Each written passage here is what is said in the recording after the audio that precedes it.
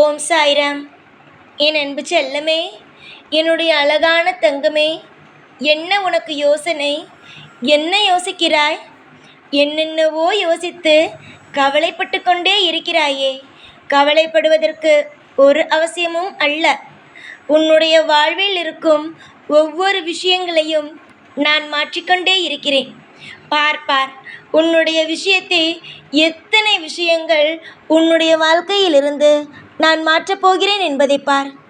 நீயே வியந்து பார்க்கும் வகையில் உன்னுடைய வாழ்வில் இருக்கும் அனைத்து விஷயங்களும் மாற்றி அமைத்து உன்னுடைய வாழ்க்கையில் அழகாக அமைத்து தரப்படும். எதிர்பார்த்த சில விஷயங்கள் நடக்கவில்லை என்பதற்காக எல்லாமே உனக்கு கஷ்டமாக நடக்காது. தயவு செய்து ஒன்றே ஒன்று தெரிந்து கொள். யோசித்து யோசித்து கவலையை எப்பொழுதும் ஏற்றிக்கொண்டே இருக்காதே. இன்று உன்னுடைய வீட்டுக்கு வந்திருப்பது சாக்ஷாத் அந்த லக்ஷ்மி. ஷீரடியிலிருந்து நான் இந்த வாக்கினை சொல்கிறேன். இந்த வாக்கினை நான் எதற்காக சொல்கிறேன்? என்னுடைய பிள்ளைக்கு மன ஆறுதலை தரவா? கண்டிப்பாக ஆறுதல் தருவது என்னுடைய வேலை அல்ல. நடக்கும் விஷயங்களை சொல்வது மட்டுமே தான் இந்த சாயுடைய வேலை.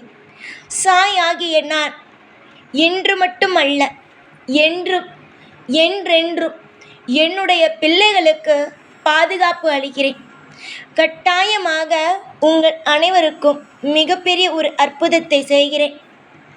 இப்பொழுதும் அந்த லக்ஷ்மி தேவி உன்னுடைய வீட்டை தேடி வந்திருக்கிறாள் என்றால் காரணம் இல்லாமல் அல்ல, காரணத்தோடு தான். காரணம் என்னவென்றால், வறுமையால் வாடிக்கொண்டு இருக்கும் உன்னுடைய வாழ்க்கையில் இன்பத்தை கொடுக்க வேண்டும் என்பதற்காக.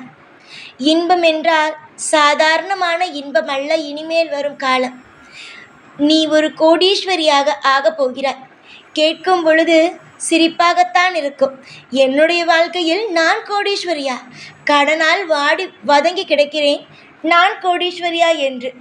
எந்த இடத்தில் லக்ஷ்மி தேவியின் காலடி தடங்கள் படுகிறதோ, எங்கு லக்ஷ்மியானவள் குடியேறுகிறார்களோ, அங்கு செல்வத்திற்கு எந்த குறையும் இல்லாமல் செல்வங்கள் எப்பொழுதும் நிலைத்தும் எப்பொழுதும் அற்புதமாகவும் இருக்கும்.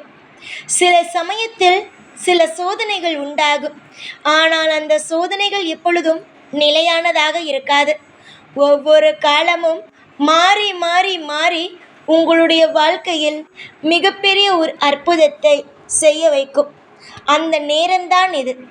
நல்ல நேரம் எப்பொழுது வரும், நல்ல நேரம் எப்பொழுது வரும் என்று உன்னுடைய வாயை திறந்தாலே என்னிடம் கேட்டுக்கொண்டே இருப்பாய். என்னை எப்பொழுது எல்லாம் பார்க்கிறாயோ அப்பொழுது எல்லாமே உன்னுடைய மனங்களானது இதைதான் என்னிடம் கேட்கும். எப்பொழுது தருவீர்கள், எப்பொழுது தருவீர்கள் என்று. இப்பொழுது உன்னுடைய வாழ்க்கையில் நல்ல நேரங்கள் வந்துவிட்டது தங்கமே. லக்ஷ்மி நல்லதுக்குனே வந்தவள். உன்னுடைய வாழ்க்கையில் செல்வங்களுக்கு எப்பொழுதும் அதிபதியாகவே இருப்பவள். நிச்சயமாக அந்த அம்மா உங்களுடைய வாழ்க்கையில் அனைத்து விஷயத்திலும் உறுதுணையாகவும் பாதுகாப்பாகவும் இருந்து வாழ வைப்பேன். கண்டிப்பாக நானும் லக்ஷ்மியும் சேர்ந்து உங்களுடைய வாழ்க்கையில் மிக பிரம்மாண்டத்தை உருவாக்குவோம். இது நான் உனக்கு வெறும் வார்த்தையாகவோ இல்லை ஆறுதலுக்காகவோ லக்ஷ்மி வந்து விட்டார்கள் என்று நான் சொல்லவில்லை. நான் ஏன் சொல்கிறேன் என்றால், கண்டிப்பாக இதை கூடிய சீக்கிரத்தில் புரிந்து கொள்வாய். லக்ஷ்மியானவள் தேவி உங்கள் வீட்டுக்கு வந்து விட்டார்கள் என்று. லக்ஷ்மியை சாதாரணமான ஆள் என்று நினைக்க வேண்டாம். யார் வீட்டுக்குள் வந்து ஒரு முறை காலடி எடுத்து வைக்கிறார்களோ அவர்கள் நிச்சயமாக லட்சாதிபதிதான். நீ பூஜை செய்தாய், அவர்களுடைய கோயிலுக்கு போய் மலர்களை சூட்டினாய், வெள்ளிக்கிழமை தோறும் விரதம் எடுத்து வழிபட்டாய். இதற்கு எல்லாமே அவர்கள் கொடுக்கும் பரிசாக இனி வரும் நாட்கள் உன்னுடைய வாழ்க்கையில் மிகப்பெரிய ஒரு வளர்ச்சியாகவே இருக்கும். தேடி தேடி ஓடாது. இனிமேல் உன்னை தேடி அனைத்தும் ஓடி வருவதை கண்குளிர பார்த்து ரசி. தங்கமே, உன்னுடைய வாழ்க்கையில் இனிமேல் எல்லாமே நல்லது தான் நடக்கும். ஒரு பொழுதும் எந்த ஒரு கெட்ட விஷயமும் இனிமேல் நடக்காது. எப்பொழுதும் நீ ஒன்று நினைப்பாய் அல்லவா, நம் வாழ்க்கையில் எப்பொழுதும் ஏமாந்து கொண்டே இருக்கிறோம் என்று. இனிமேல் உன்னுடைய வாழ்க்கையில் ஏமாற்றங்கள் என்பது எப்பொழுதும் கிடையவே கிடையாது. இன்பங்களும் பல மாற்றங்களும் மட்டுமே தான். நிறைய துரோகிகள் இருந்தாலும் அவர்கள் அனைவரையுமே உன்னுடைய வாழ்க்கையிலிருந்து அகற்றுவேன். உன்னுடைய வாழ்க்கையில் எப்பொழுதும் இன்பமான ஒரு நிலையை தருவேனே தவிர துன்பம் என்ற ஒரு இடத்திற்கு எப்பொழுதும் எப்பொழுதும் சொல்கிறேன், ஞாபகம் வைத்துக்கொள். துன்பம் என்ற ஒன்று எப்பொழுதும் உன்னுடைய வாழ்க்கையில் நான் கொடுக்க மாட்டேன்.